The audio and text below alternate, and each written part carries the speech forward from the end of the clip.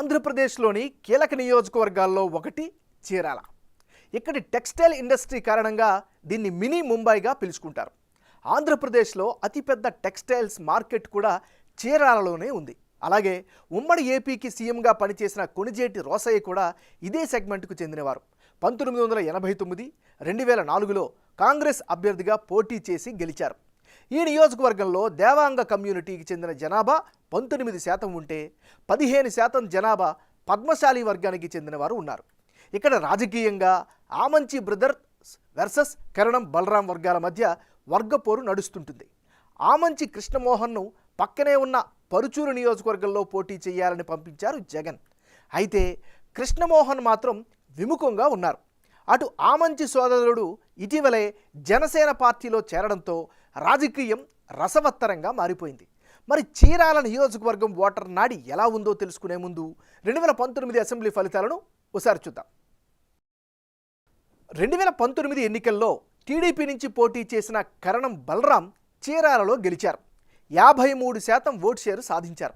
అదే సమయంలో వైసీపీ నుంచి పోటీ చేసిన ఆమంచి కృష్ణమోహన్ 42% ఓట్లు సాధించారు.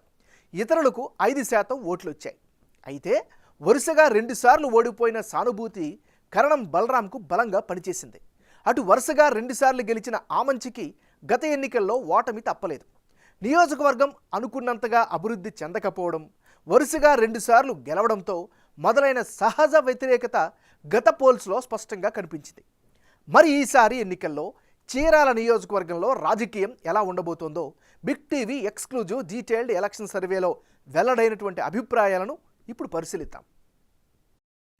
వైఎస్ఆర్ కాంగ్రెస్ పార్టీకి చెందినటువంటి నాయకుడు కరణం వెంకటేష్. మరి రానున్న ఎన్నికల్లో కరణం వెంకటేష్కు అనుకూలంగా ఉండేటటువంటి అంశాలేంటి పరిశీలిస్తే, ప్రధానంగా తండ్రి కరణం బలరాం రాజకీయ వారసత్వం ఇతనికి పెద్ద ఎసెట్గా చెప్పుకోవచ్చు. బలరాం హయాంలో పాఠశాలలు, రోడ్లు బాగు చేశారు. అది ఖచ్చితంగా ఈయనకి కలిసి వచ్చే ఫ్యాక్టర్. పార్టీ పరంగా చూసుకుంటే పార్టీలో యాక్టివ్గా కార్యక్రమాల్లో పాల్గొంటున్నారు, తద్వారా జనంలో కనిపిస్తున్నారు.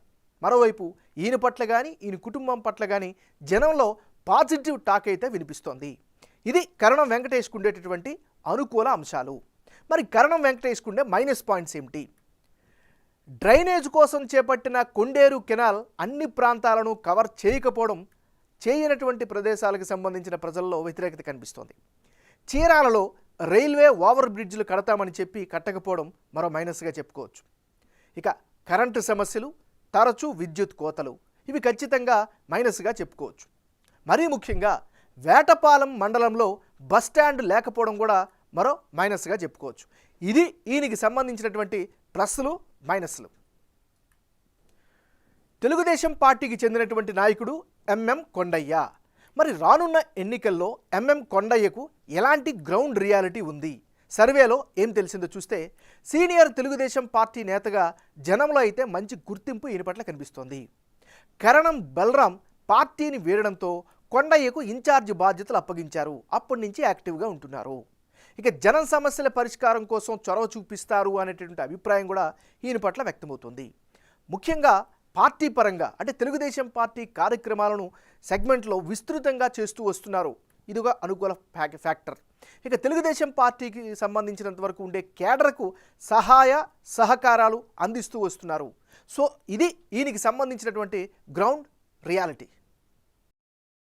ఒకవేళ ఈ ఎన్నికల్లో ఆమంచి కృష్ణమోహన్ గనక ఇండిపెండెంట్గా బరిలోకి దిగితే ఎలాంటి అనుకూల అంశాలు వచ్చే అవకాశం ఉంది ఈయనకి పరిశీలిస్తే, చీరాల నియోజకవర్గంలో బలమైన నేతగా ఆమంచికి ప్రత్యేకమైనటువంటి గుర్తింపు అయితే కనిపిస్తోంది. ఇక రాజకీయాలను శాసించే కెపాసిటీ కూడా సంపాదించుకోగలిగారు అనే అభిప్రాయం కూడా వ్యక్తమవుతుంది. ఒకవేళ ఇండిపెండెంట్గా పోటీ చేస్తారని సిగ్నల్స్ ఇస్తే అది కూడా ఖచ్చితంగా కలిసి వచ్చే అంశంగానే కనిపిస్తోంది. ఆమంచి కృష్ణమోహన్కి ఉండేటటువంటి మైనస్ పాయింట్స్ ఏంటి? చీరాలలో యాక్టివిటీస్ ఈ మధ్యకాలంలో తగ్గించడం మైనస్గా చెప్పుకోవచ్చు. గతంలో వచ్చిన ఆరోపణల యొక్క ప్రభావం కూడా ఎంతో కొంత ఈయనపైన పడే అవకాశం కనిపిస్తుంది. ఇది ఈయనకి సంబంధించినటువంటి ప్లస్లు, మైనస్లు. రానున్న ఎన్నికల్లో చీరాల నియోజకవర్గంలో ఎవరెవరు బరిలో ఉంటే ఫలితాలు ఏ విధంగా వచ్చే అవకాశం ఉందో పరిశీలిద్దాం. ముందుగా కరణం వెంకటేష్ వర్సెస్ ఎంఎం కొండయ్య. వీళ్ళిద్దరి మధ్య గనక ఇప్పటికిప్పుడు ఎన్నికలు జరిగితే చీరాల నియోజకవర్గంలో ఒక సినేరియో ప్రకారం తెలుగుదేశం పార్టీ అభ్యర్థి ఎంఎం కొండయ్య గెలిచేందుకు అవకాశాలు ఎక్కువగా కనిపిస్తున్నట్లు బిగ్ టీవీ సర్వేలో వెల్లడైంది. ఆమంచి కృష్ణమోహన్ ఒకవేళ కరణం కుటుంబానికి సపోర్ట్ ఇవ్వకపోతే టీడీపీ అభ్యర్థికి 47% ఓట్లు వచ్చే ఛాన్సెస్ కనిపిస్తున్నాయి. అదే సమయంలో వైసీపీ అభ్యర్థి కరణం వెంకటేష్కు 44% ఓట్లు, ఇతరులకు 9% ఓట్లు వచ్చే అవకాశాలు ఉన్నాయి. నిజానికి ఆమంచి కృష్ణమోహన్ను పక్కన ఉన్న పరుచూరు నుంచి పోటీ చేయాలని వైసీపీ హైకమాండ్ ఆదేశించింది. ఆయన్ను పరుచూరు వైసీపీ ఇన్ఛార్జిగా కూడా నియమించారు. అయితే అది తనకు కొత్త నియోజకవర్గం కావడంతో చీరాల నుంచే అవసరమైతే ఇండిపెండెంట్గా పోటీ చేసి అదృష్టం పరీక్షించుకునేందుకు సిద్ధమవుతున్నారు. ఈ పరిస్థితుల్లో వైసీపీ ఓటు బ్యాంక్ చేరడం వంటి పరిస్థితులతో వైసీపీ చీరాలలో వెనుకంజ వేసే అవకాశాలు ఉన్నట్లు సర్వే ద్వారా తెలుస్తోంది. అదే సమయంలో టీడీపీపై పాజిటివ్ ఇమేజ్ కలిసి వచ్చే అవకాశాలున్నాయి. ఇదే నియోజకవర్గంలో ఇంకొక కాంబినేషన్ ప్రకారం కనుక ఎన్నికల్లో జరిగితే, అంటే కృష్ణమోహన్ వైసీపీకి సపోర్ట్ ఇస్తే చీరాలలో కరణం వెంకటేష్ గెలిచేందుకు ఎక్కువ అవకాశాలు ఉన్నట్లు బిగ్ టీవీ సర్వేలో తెలుస్తోంది. ఆమంచి సపోర్టుతో కరణం వెంకటేష్ కనుక పోటీలోకి దిగితే ఆయనకు ఏకంగా 51% ఓట్లు వచ్చే ఛాన్సెస్ కనిపిస్తున్నాయి.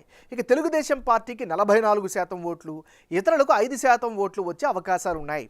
ప్రస్తుత ఎమ్మెల్యే కరణం బలరాం చేసిన అభివృద్ధికి తోడు ఆమంచి సపోర్ట్ చేస్తే వైసీపీ అభ్యర్థి కరణం వెంకటేష్ గెలుపు నల్లేరుపై నడకే అవుతుందని సర్వే రిపోర్ట్లో తేలింది. ఆమంచి కృష్ణమోహన్కు చీరాలలో సాలిడ్ ఓటు బ్యాంక్ ఉంది. ఆయన సోదరుడు ఆమంచి శ్రీనివాస్ ఇటీవలే జనసేన పార్టీలో జాయిన్ అయ్యారు. ఆయన మద్దతు టీడీపీ వైపు ఉన్నప్పటికీ కృష్ణమోహన్ గనక సపోర్ట్ ఇస్తే వైసీపీకే ఎక్కువ గెలుపు అవకాశాలు కనిపిస్తున్నాయి.